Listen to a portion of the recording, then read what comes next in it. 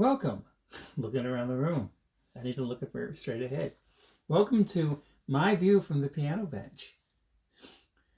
We do this on Wednesday evenings here on my Joel Holt's Notes YouTube channel. And Piano for My Friends will continue in some form, some lesser form, lesser frequency. But that's not completely going away. But we're going to keep going with this as long as it works out. Thank you to those of you who support and encourage me by the links you'll find on the support page on my website. If you would consider a drop in the tip jar, you'll find the link in the video description that takes you to the rest of my website. So I'm calling the topic this week Chord Conundrum. And this is coming off of last week's, or last time, no, 2 weeks ago, 2 weeks ago, Melodies and Grooves. And if you haven't watched that, that almost is like a prelude to this. And it really helped me even better understand myself with regard to how harmony works for me. And it's, I don't want to say unique to me, but it's off the beaten path of how harmony is focused typically in this day and age. And we start with the idea of chords. Now this is going to get potentially technical, and I know in Melodies and Grooves I did get a little bit music theory speak-ish, and I try to speak to everyone. But hopefully you're still engaged as we go. So I'm not going to use this as an example and play from it, but I just realized this is up here and I can show you this. This is something I'm doing with my friend Vince Lardier to help him out for a little something he has to do. Great alto sax player. And it's a little lead sheet of the most wonderful time of the year. Now, you know, right? And there's the melody there. Now, those of you who are classical musicians would look at it and say, well, where are the rest of the notes? And that's what the chords or the harmony allow us to do. But they don't tell you what exactly to play. They don't prescribe what exactly to play, I should say. But they give you the context, the harmonic context to work from, intention and resolution and all of that. And if we just look at these two chords, G7 to C6, and this could be C6-9, C major 7, C add 9, C, just, let's make it C, G7 to C. Now, if you're playing guitar and you learn some chords, actually, G7, yeah, it's not hard, right? G is right there. I think 7's not hard. And C, maybe a little bit, but those two chords, rump, rump, right?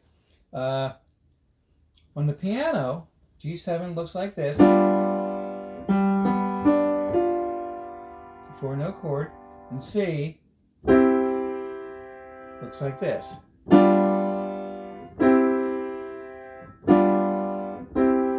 It's the most wonderful time of the year. Right?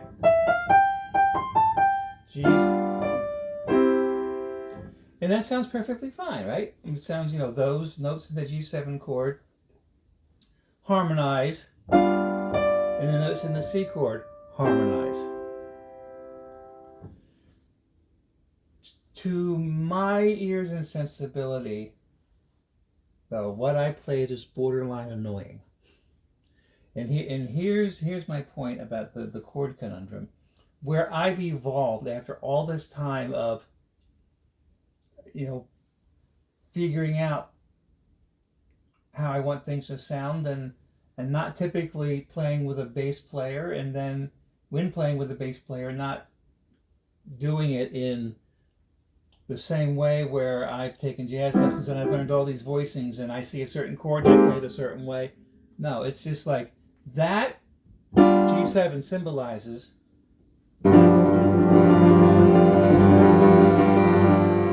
this thing that sets me up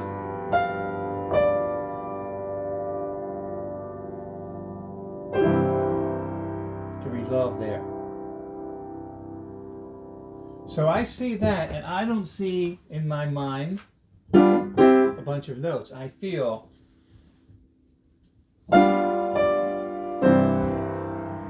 tension, release. Ah, it's the most wonderful time.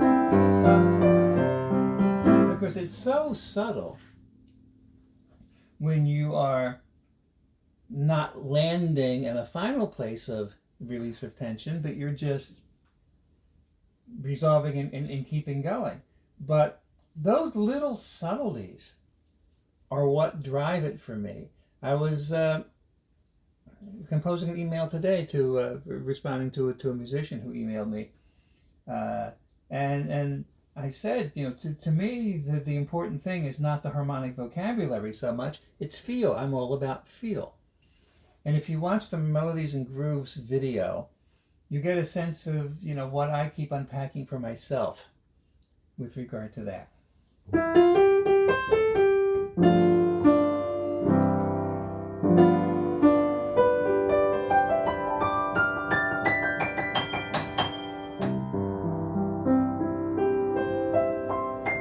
So now, having said that G7 to C to me is like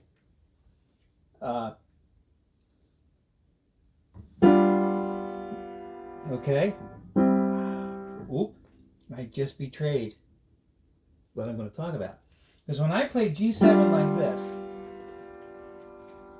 which if you know how to form a chord from a scale, alternating scale notes. So if you know the G scale, and we're going to go ahead and alter the note without explaining it that you use for G7, just to make this simple. 1, 2, 3, 4, 5, 6, 7, 8.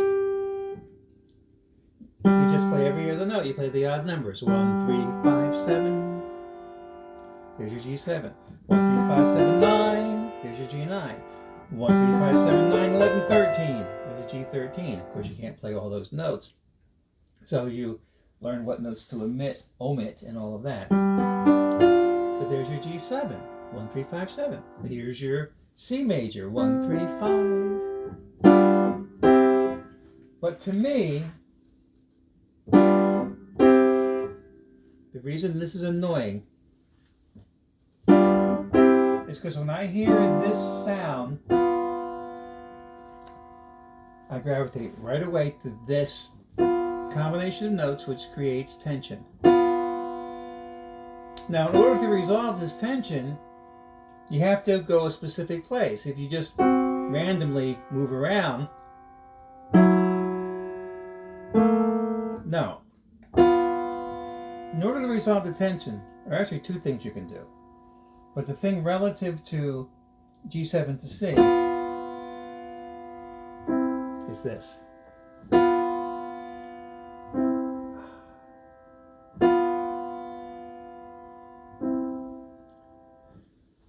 And you just got to step back and say, how important this is really, because you feel this. So if you have that depth of feeling all over the place, because when I did this, and I said, okay, that's just a little piece, but you have this, it's happening all the time, and swells and contractions and all this sort of stuff.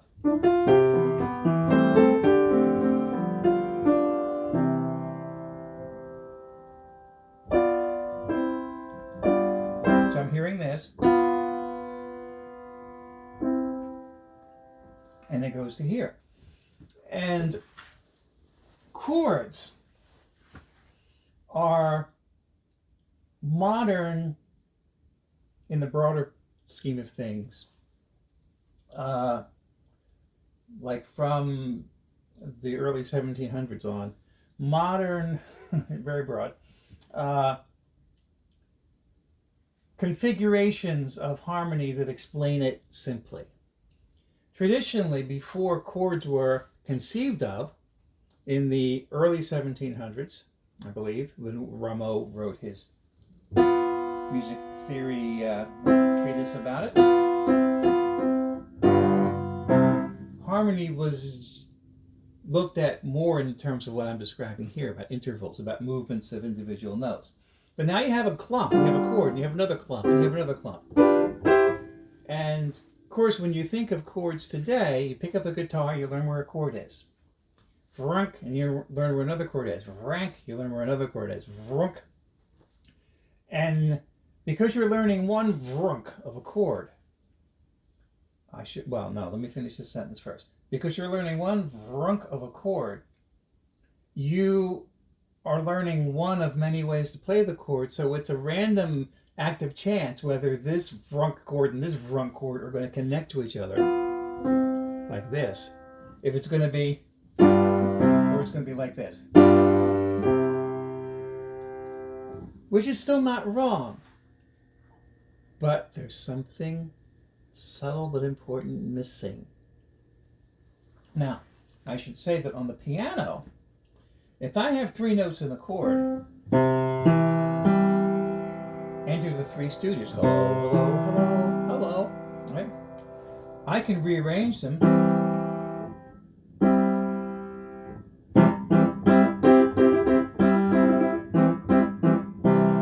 any way I want, as long as I have those three notes, or the 1, 3, 5. And it becomes more, complicated on piano than guitar, at least in beginner guitar, because you have to learn all these different ways to play the chord. They're called inversions, and then it grows from there.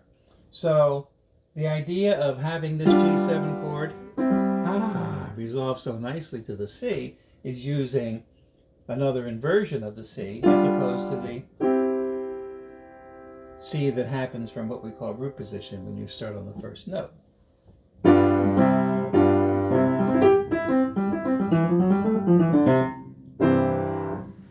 But when the chord is just a clunk, a chord is a clunk, a chord is a clunk, a chord is a clunk. And when people play piano, who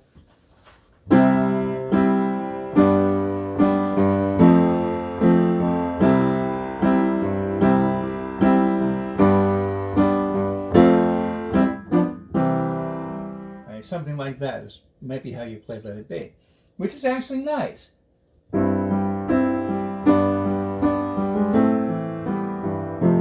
But it might not be having that leading movement inside. So when you play guitar, clunk, clunk, clunk, and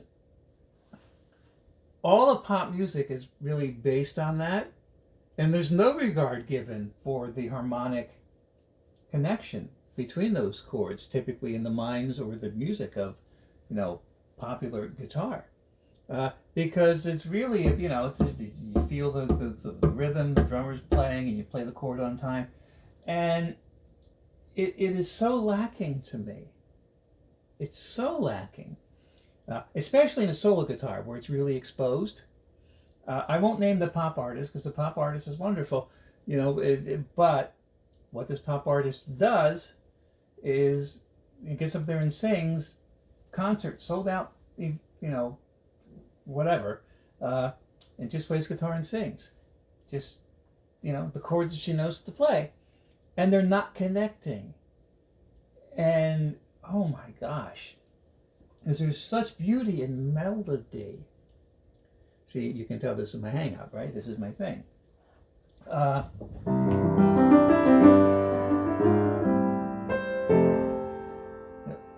I remember just kind of spontaneously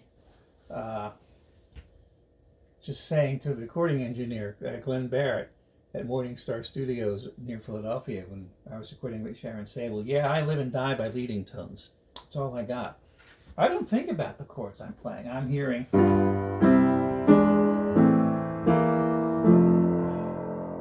Feel that? Does that feel good?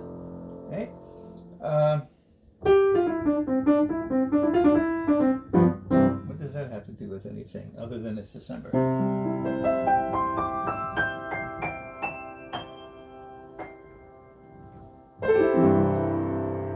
So, the conundrum begins, well, a piece of the conundrum begins when you teach chords. And I've always kind of struggled with this because it gets so darn complicated in teaching. And okay, so you teach a student, okay, here's your root position chords, and now you learn your inversions. You practice all your inversions. And then it's like, oh, so much detail, right? And you're not even, into anything yet. And that's why I like music theory, especially like jazz piano books and stuff. It's so complicated, right? And so, and I had my way of doing it, of presenting chords, and I remember talking about common tone voicing, which is kind of a trick. It's not a real theoretical thing. You can create a way to play chord inversions so that the voice leading works. Ish. But I finally got to the point, it's like, no. Even like an entry-level student needs to know about the voice leading, period. Right? I'm getting militant in my older age. And here was the turning point for me. A few years ago, when I was involved as an adjunct at Washington College here, in my area in Chestertown, and I was brought in to work with the jazz combo. And it wasn't a school that had any jazz education. It's a very small music department, small school. But there were 4 kids who really wanted to do it. Well, actually, there were 3, and I was in there playing piano with the combo. We had a bass player, we had a sax player. Actually, we had 2 sax players, we had 4. And then we had a drummer. But then a classical pianist who wasn't a music major, but she did study with the piano prof at the college. And she came in and she liked the music, she wanted to join. And it's like, okay, you can't, I don't have music for you to read. Some of the things do, but typically we're playing from what we call lead sheets, things that look like this, right? So I'm like, okay, on my own time, I'm going to come in, we're going to do a lesson, and I'm going to teach you a basic way to interpret the chords. Now, she did know her theory, so she could form chords, but she still didn't really know what to do in a way that sounded good. Nice, I play. Right? And so what I told her, and this gets a little technical, but she could understand it. And we did it in one lesson, and she ran with it. And it was great. I said, okay, every chord that you see, you're going to look at as a 7th chord. You're going to go 1, 3, 5, 7. That's how you're going to form it. Now, without getting into this part, sometimes the 7s are, one thing. Sometimes the 7s are something else. Sometimes the 3rds are one thing. Sometimes the 3rds are something else. She had enough theory to understand to do all that. So she could form the chord. Now, what I said was, don't play the whole chord. Just take out the 3rd and the 7th. And those are the notes that create the tension. And resolve them. Or just go to the next chord and play the 3rd and 7th. And go to the next chord and play the 3rd and 7th. But arrange them. Just turn them upside down if you need to, so that they connect with each other. They have a half step leading. They make leading tones. It was just 2 notes per chord, so what we would call a thin texture. Right? But, and she didn't need to do anything else because we had the bass player down here playing the bass notes. Right?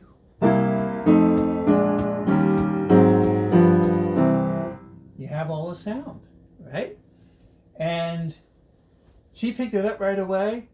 And I can't tell you, when we were having those rehearsals, that it sounded so good. I just remember just walking around. I can't sit still. I'm doing it here because I have to. But I'm walking around the big rehearsal room while they're playing. And I'm just hearing all this beautiful voice leading coming from the piano because because Mara had understood that. And so when she had a chord and she had, F7, and then she had B flat major 7 or B flat 7. You see. Ooh. And so there was none of this clunk, clunk, clunk, disconnected thing. And I absolutely loved the sound. Then I was confronted with part of it is just that I love the sound. Not that everybody entirely agrees with me. And how I got confronted with that was when Mara decided, since he was serious about staying in the jazz combo, to switch piano instructors. At the time, they were 2 at the college. One was all classical all the time, which is typically what you would have. And that's who Mara was with. But the other also was knowledgeable in jazz and could teach that as well as classical. So she moved over to the other teacher and split her lesson time. And the first thing he noticed, and he said this to me, I had lunch with him shortly after. He said, what were you doing with Mara? She's not playing the whole chord. He says, no, because, and he wasn't buying it. And it's like, no, Mara's got to do this, she's got to do this. Now, obviously, once you get more advanced, you do need to evolve and do more stuff. But I had one opportunity to teach her, period. And she had no other jazz instruction until she went to Matt Brower. And so it's like, you just find something that makes it work. But I'm saying to Matt, that's the most important thing. Well, I guess, but no, Matt, that's the most important thing. But it helps me to realize, to reinforce, that that's my sensibility of it all, right? So the chord conundrum is my own conundrum, but it is a conundrum. I think it's a larger conundrum, actually, but we'll just say it's my own little personal crusade.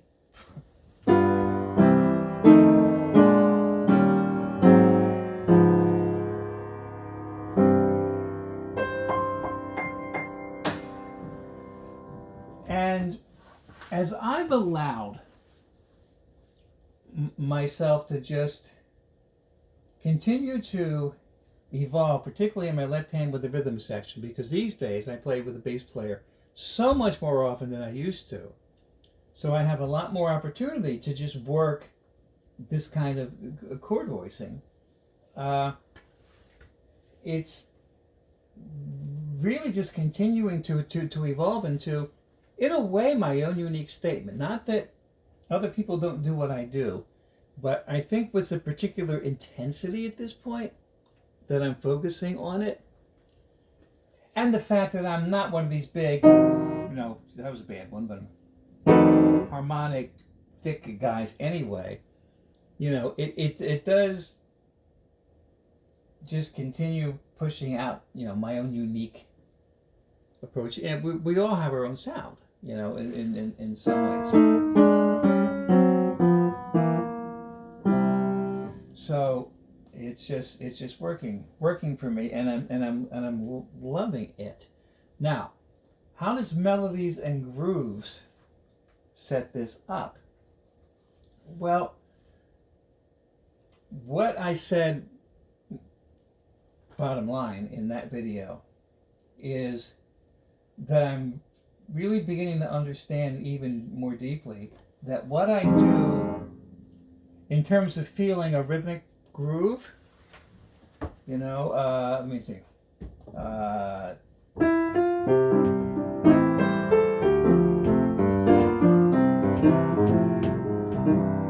The 3/4 thing, that's just a feeling, right?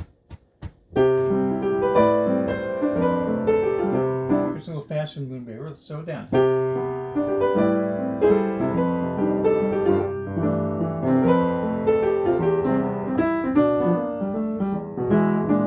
Or the example I did, a song that wouldn't be in 3/4, but I'll make it in 3/4.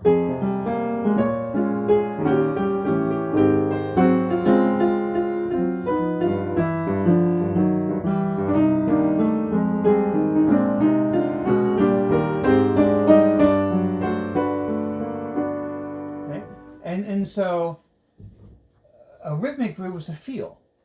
It's not something you can, and people do, but it's not something I script out and says, okay, this is a dotted note, and this is the thing, and this is tied to this, and this does that. No, it's simply a feel. Whatever I play. Let's do this. Charlie Brown theme.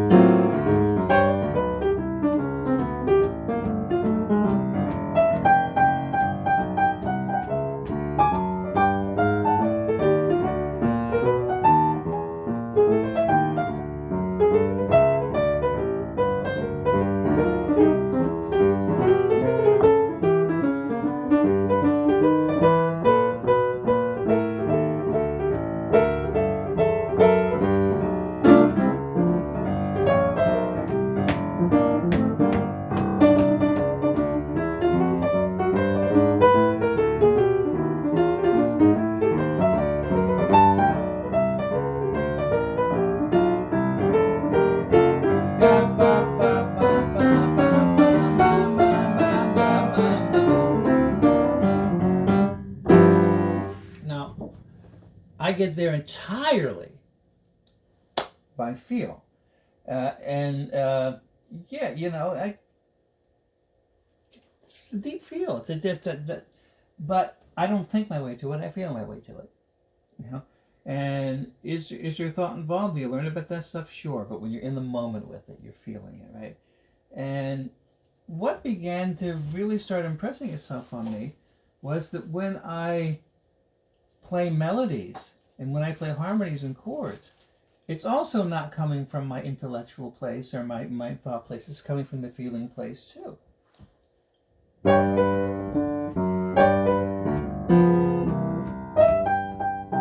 So what I do?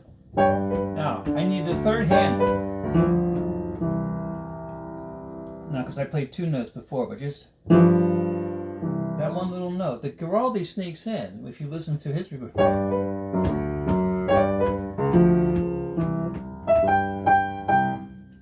It's so important to me that I take my right hand, chord, and go down there and grab that. And sure, I can theoretically analyze it. And I can say, well, it's the seventh and it's the third. It goes, but really it's just feel. Tension release. There it is. And what opened up to me and what I was sharing 2 weeks ago was my own epiphany. And I've said this in all kinds of different ways to sort of circle the cup of comprehension of it for me. But what sticks it in there is that I approach melodies and harmonies the same way I approach a rhythm. It's a groove. A rhythmic groove, a melodic harmonic groove. It's the same thing. So what that does now is makes me want to really double down on how I taught Mara. I could use her name. Well, I did. Wonderful student, by the way. Who's graduated and is doing very well. Named Mara. But how I taught her to play the chords. I think that's how everybody should learn.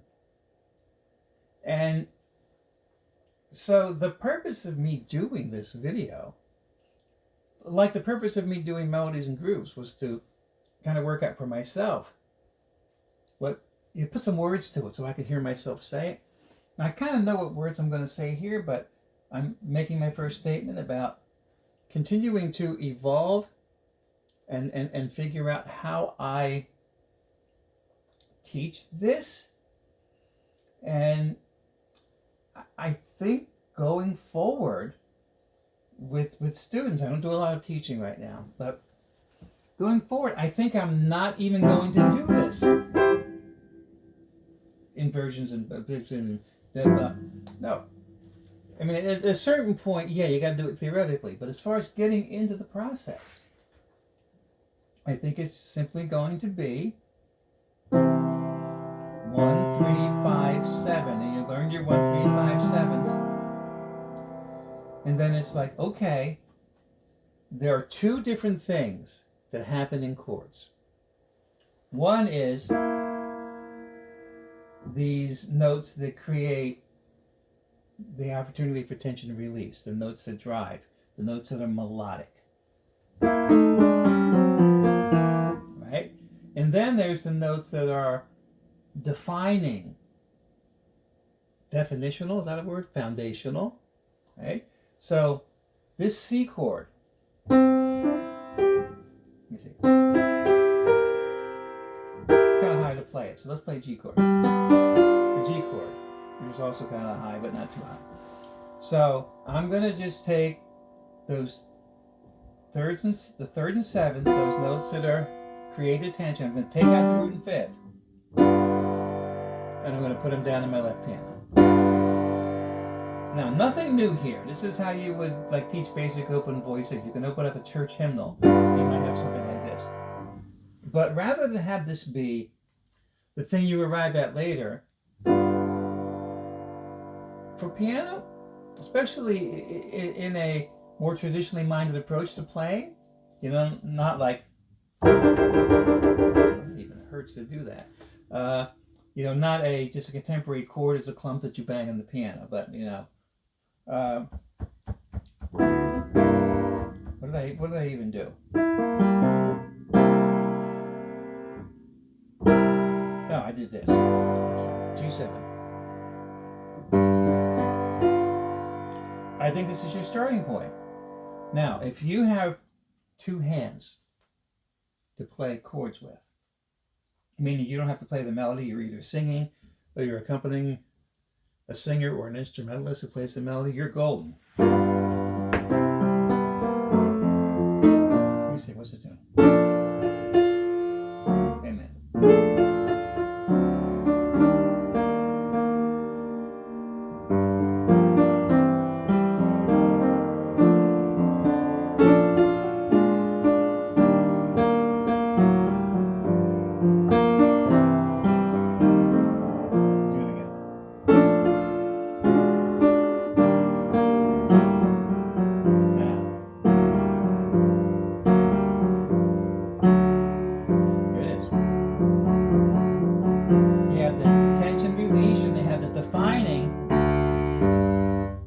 So that defining chord thing adds all kind of context to the harmony. You don't need a lot of notes, you just need the important ones, and the rest of the ones are like, you know, what color sweater you put on over your clothes that do have to cover you, right? And this is the clothing and then the sweater, right?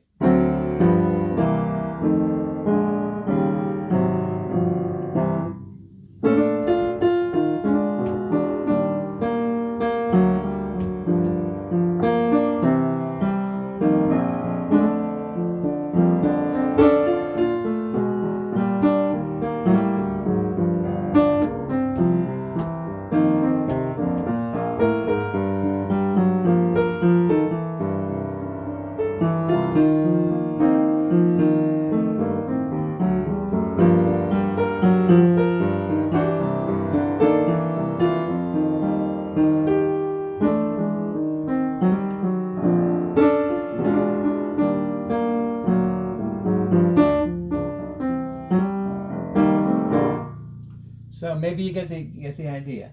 Now, in contemporary jazz speak land world, you know, there's all kind of opportunity to do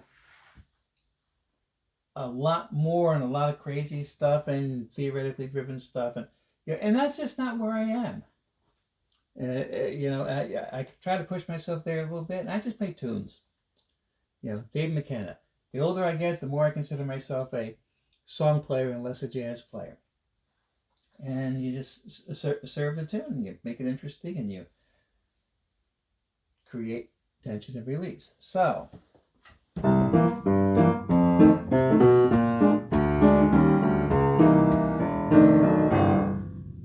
so if you do play piano or an instrument, or you're playing a chord, and you're playing another chord, and if you can hear that, like this sound, and this vibration, okay, but not really, because this note, especially with this one added, it doesn't want to go down there. It wants to,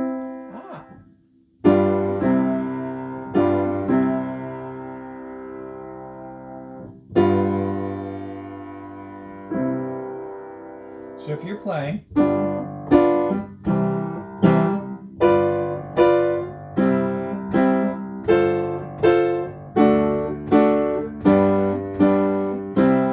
that one was better, but maybe you could hear the right. That's how contemporary, basic guitar chord stuff sounds to me. And of course, much more complicated to do that kind of thing in the guitar. But a guitar player who at least gets in the ballpark with it and closes up their voicings, and things are moving, it's like, yes, yes, yes, yes.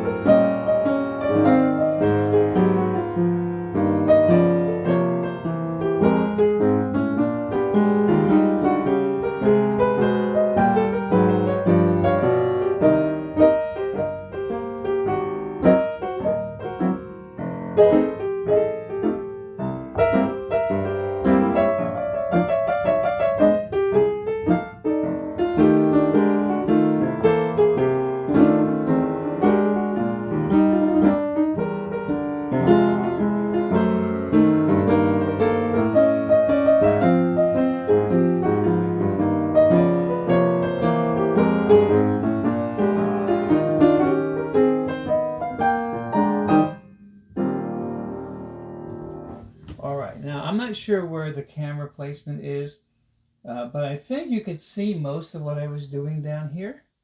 And if you are somebody who does play piano, hang on to that. Go, bookmark where that is, and just go back as the extent you can listen to it and see it. Really focused on leading tone movement. Now, that is like a whole bunch of levels up the ladder, but it starts with dividing up your responsibilities.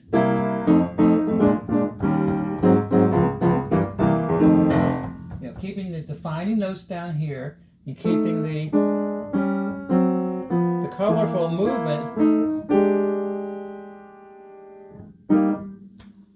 in this range. So think about this as well. If you have bass notes, bass means low, right? So the bass notes are the low notes. The bass clef is the clef or the music staff of low notes, right? And by the way, we kind of divide high and low on the piano by middle C.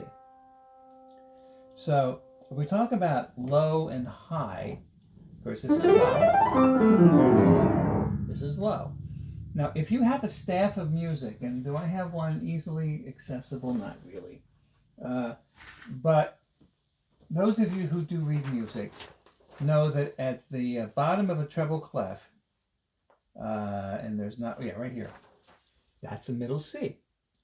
On a bass clef, the middle C is up top here, right? So in the clef of high notes, C is kind of at the bottom. You can get lower, but we'll say C is at the bottom of the high notes.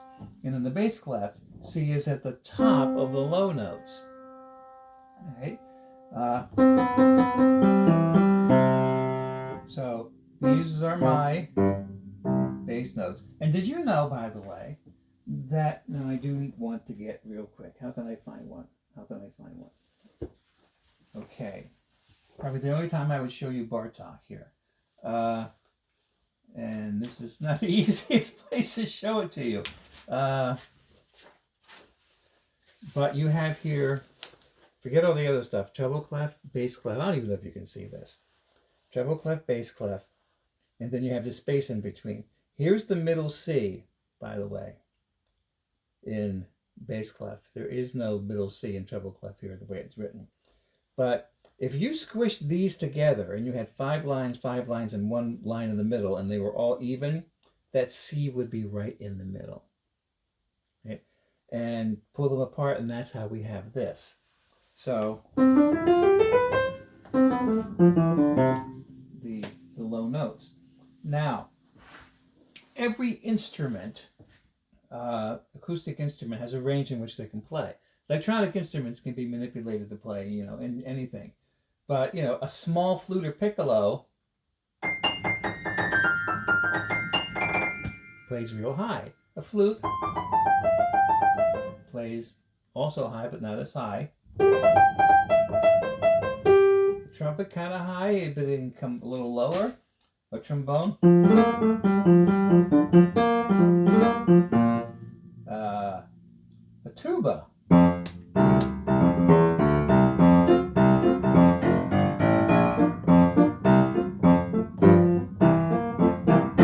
Right? And now, of course, the piano doesn't do what like a modern keyboard will do. It doesn't sample the sounds, and it doesn't pretend it's that instrument. But you could go back and listen to what I did. You could imagine that that's a piccolo pretty easily. It'd be hard to imagine that's a piccolo if I played it down here, right? So the range of the instrument defines what it's able to do based on what the sound is. You're not going to play bass notes on a piccolo. You're not going to...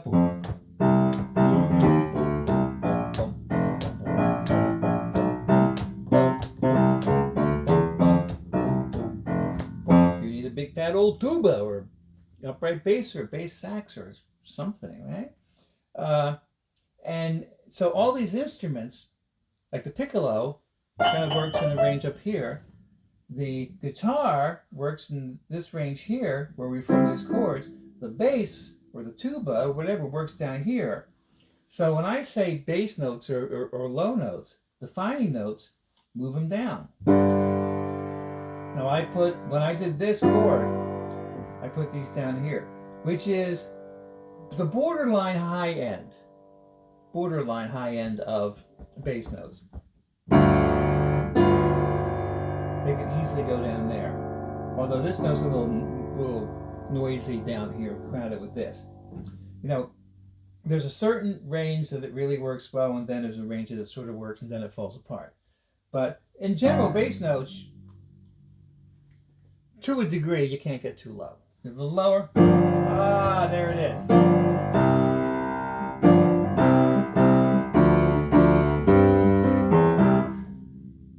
That has nothing to do with defining bass notes. That was a melody. But you can play melodies in the bass.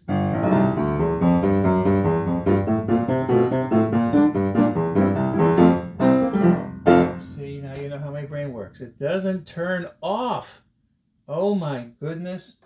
Try to be me, I dare you. No, don't. I'm not going to let you anyway. I'm not letting you in here. You can observe. You can't come in.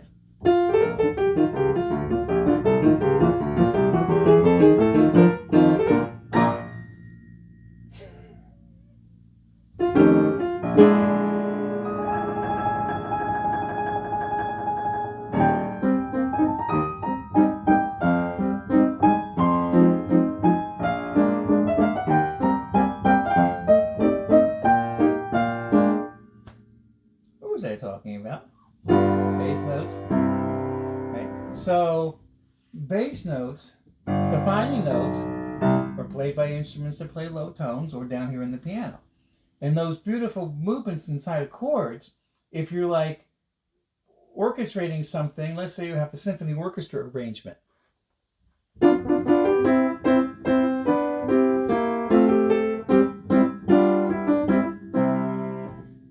French horns and beautiful place to put some chords. Okay. And those middle range instruments, typically not saxophones in orchestras, but you can have them. Clarinet, bass clarinet, trumpet, baritone, split between trombone here. A trombone choir or baritone horn choir can make some really nice sounds, and it's kind of a trombone choir is kind of like, can almost be like a barbershop quartet in terms of where those ranges go. So it's important to know where to put these sounds. Excuse me. Now, so I think what I've done is I've pretty much said my piece about the chord conundrum, and maybe you've gotten nothing out of it. But the point just is, in general, that a chord is not a thing that you pick up like a rock, look at, and put back down. A chord is just a description or an ordering of, what, not ordering, but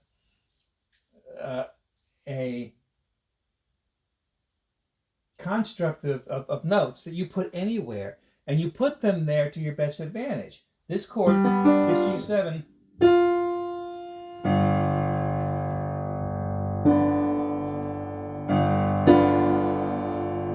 play it like that. I mean, you could play it there, and it's like, it's like your Walt Disney princess thing, right?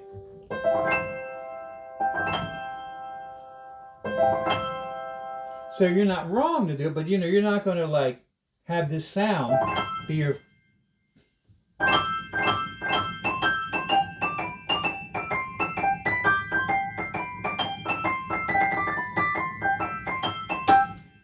But that sound has its place over there. So now I'm like just dancing all around the topic and talking about things like utilizing the range of the piano and the different instruments and all that kind of stuff. The piano really is my playground, and it's where I work this stuff out. So let's see.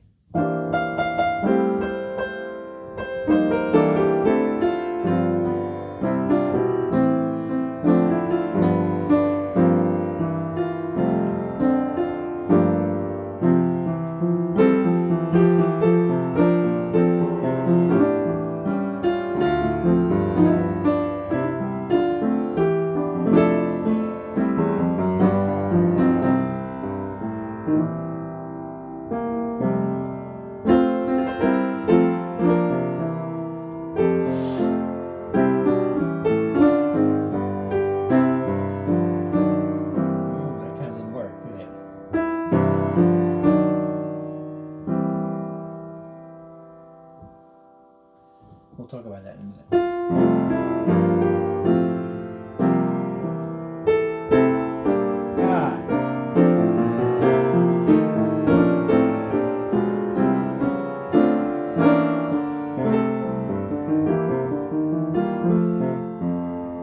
Just goes to show I'm losing my little focus here. And if I get in a situation where I play something that absolutely doesn't work and I forget what that is, that means I'm thinking about it too much, and that means Beck's not in the slot, or it means my blood sugar just dropped, or I need a nap, or something.